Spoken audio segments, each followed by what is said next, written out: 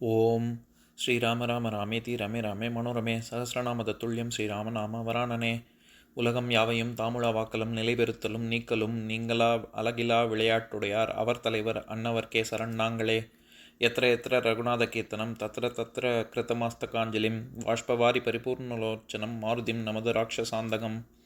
அஞ்சிலே ஒன்று பெற்றான் அஞ்சிலே ஒன்றை தாவி அஞ்சிலே ஒன்று ஆறாக ஆரியர்க்காக ஏகி அஞ்சிலே ஒன்று பெற்ற அணங்கை கண்டு அயலாரூரில் அஞ்சிலே ஒன்றை வைத்தான் அவன் எம்மை அழித்துக் காப்பான். இன்னைக்கு நம்ம கம்பராமாயணத்துல பாலகாண்டத்துல கார்முக படலத்துல 17வது பாடல் பார்க்க போறோம். உழுகின்ற கொழுமுகத்தின் உதிக்கின்ற கதிரின் ஒளி பொழிகின்ற புவிமடந்தை திருவெளிப்பட்டென புணரி எழுகின்ற தெள்ளமுதோடு எழுந்தவளும் இழிந்து ஒதுங்கி தொழுகின்ற நல்நலத்து பெண்ணரசி தோன்றினாள். இதுதான் பாட்டு. இப்ப நம்ம பதம் பிரிச்சு பொருள் பார்க்கலாம்.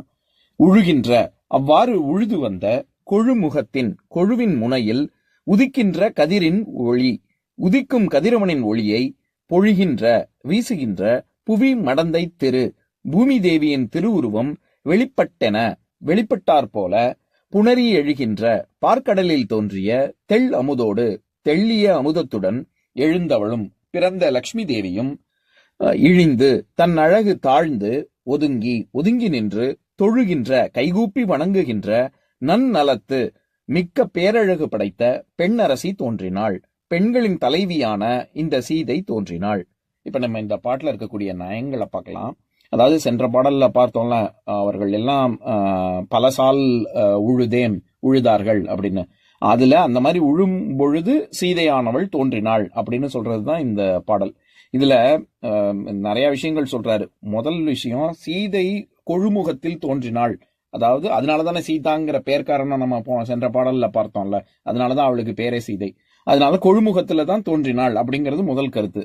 ரெண்டாவது, சீதையின் திருமேனி எப்படி இருந்தது அப்படின்னா பொன்னிறத்துல அப்படியே ஜொலிச்சுது அப்படின்னு சொல்றாரு. அதாவது உதிக்கின்ற கதிரின் ஒளி பொழிகின்ற புவி மடந்தை அப்படின்னு சொல்றாருல. அப்படின்னா என்ன அர்த்தம்? உதிக்கின்ற கதிரவனின் ஒளி எப்படி அப்படியே தங்க நிறத்துல அப்படியே ஜொலிக்கும்ல, அந்த மாதிரி ஜொலிக்குது அப்படின்னு. இது தற்குறிப்பேற்றணி வகை.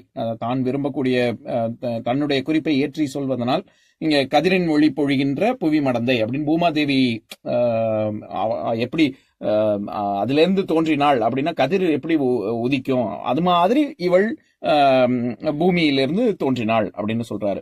அடுத்தது நம்ம சென்ற பாடல்லையே பார்த்தோம். சால்ங்கிறது அதாவது உழுப்படை சால், அதுதான் சீதாங்கிறது சமஸ்கிருத சொல்.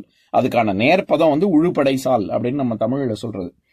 லக்ஷ்மி எப்பேற்பட்ட பேரழகி, எப்பேற்பட்ட குணத்தில் சிறந்தவள் அப்படின்னா லக்ஷ்மியும் தாழ்ந்து வணங்கத்தக்க பேரழகு படைத்தவள் அப்படின்னு சொல்றாரு. எப்படி? அதாவது பார்க்கடல்ல இருந்து தானே லக்ஷ்மி தோன்றினாள். அதனால புணரி எழுகின்ற தெள்ளமுதோடு எழுந்தவளும் அப்படின்னா அங்க லக்ஷ்மி தேவியை தான் சொல்றாரு. இந்த இடத்துல புணரி அப்படிங்கிற சொல்லுக்கு பல பொருள் இருக்கு.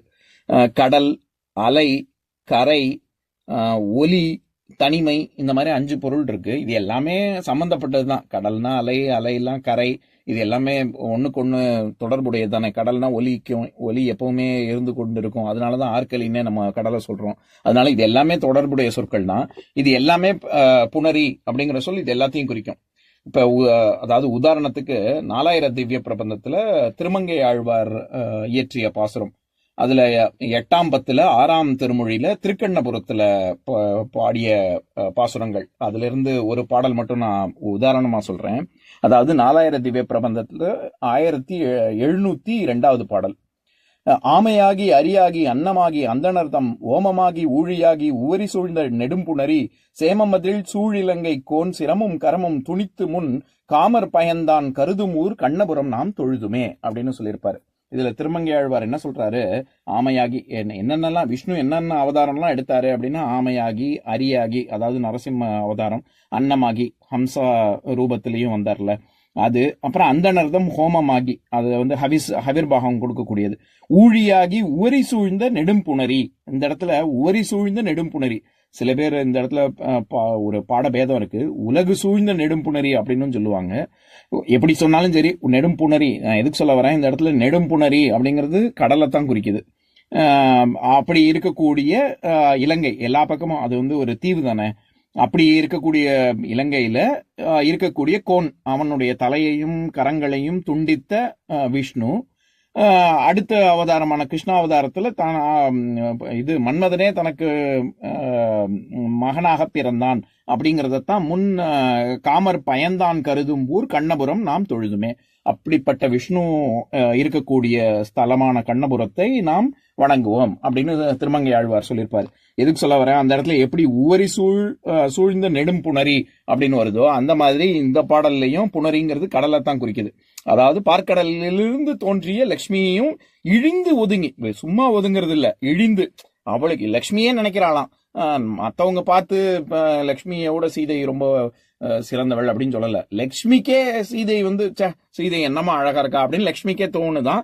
அதனால இழிந்து ஒதுங்கி தாழ்ந்த தலையுடன் ஒரு ஒதுங்கி நின்று அவளே தொழுகிறாள் அப்படின்னு சொல்றாரு. தொழுகின்ற நலத்து, இந்த இடத்துல நலம் அப்படிங்கிறது அழக குறிக்குது. இப்ப நம்ம பொதுவா சௌக்கியமா இருக்கீங்களா, நலமா அப்படின்லாம் கேட்கிறோமே, அது நலம் அப்படிங்கிறது ஏதோ ஆரோக்கியம், நமக்கு உடல் அளவுல ஆரோக்கியமா இருக்கோமா அப்படிங்கிறது மட்டும் இல்ல, அது உடம்பு மனசு அழகு எல்லாத்தையும் சேர்த்து குறிக்கிற சொல்றான் நலம்ங்கிறது. அதனால நலம்ங்கிறது அழகுன்னு ஒரு பொருள் இருக்கு. இந்த இடத்துல நலத்து பெண் அரசி தோன்றினாள் அப்படின்னா பெண்களுக்கு அரசி, அழகுல பேரழகி, அப்பேற்பட்டவள் தோன்றினாள் அப்படின்னு சொல்றாரு. இப்ப நான் பாட்டை இன்னொரு தடவை படிக்கிறேன், கேளுங்க. உழுகின்ற கொழுமுகத்தின் உதிக்கின்ற கதிரின் ஒளி பொழிகின்ற புவிமடந்தை திருவெளிப்பட்டென புணரி எழுகின்ற தெள்ளமுதோடு எழுந்தவளும் இழிந்து ஒதுங்கி தொழுகின்ற நல்நலத்து பெண்ணரசி தோன்றினாள். இன்னொரு பாட்டு பார்க்கலாம். ஓம் சாந்தாகாரம் புஜகசயனம் பத்மநாபம் சுரேஷம் விஸ்வாதாரம் ககனசத்ரசம் மேகவர்ணம் சுபாங்கம் லக்ஷ்மீகாந்தம் கமலநயனம் யோகி ஹிருத்யானகம்யம் வந்தே விஷ்ணும் பவபயஹரம் சர்வலோகைகநாதம். உம்பரோடு இம்பர்காரும் உலகம் ஓர் ஏழும் ஏழும் எம்பெருமான் என்று ஏத்தி இறைஞ்சி நின்று ஏவல் செய்ய தம்பியரோனும் தானும் தருமமும் தரணி காத்தான் அம்பரத்து அனந்தர் நீங்கி அயோத்தியில் வந்த வள்ளல். ஓம் பூர்ணமதః பூர்ணமிதம் பூர்ணாத் பூர்ணமுதஸ்யதே பூர்ணஸ்ய பூர்ணமாதாய பூர்ணமேவாவசிஷ்யதே. ஓம் சாந்தி சாந்தி சாந்திः. ஓம் சர்வேஷாம் ஸ்வஸ்திர்பவது சர்வேஷாம் சாந்திர்பவது சர்வேஷாம் பூர்ணம் பவது சர்வேஷாம் மங்களம் பவது. ஓம் சாந்தி சாந்தி சாந்திः. ஓம் சர்வே பவந்து சுகினः சர்வே சந்து நிராமயாः சர்வே பத்ராணி பஷ்யந்து மா கஷ்சித் துக்கபாக் பவேத். ஓம் சாந்தி சாந்தி சாந்திः.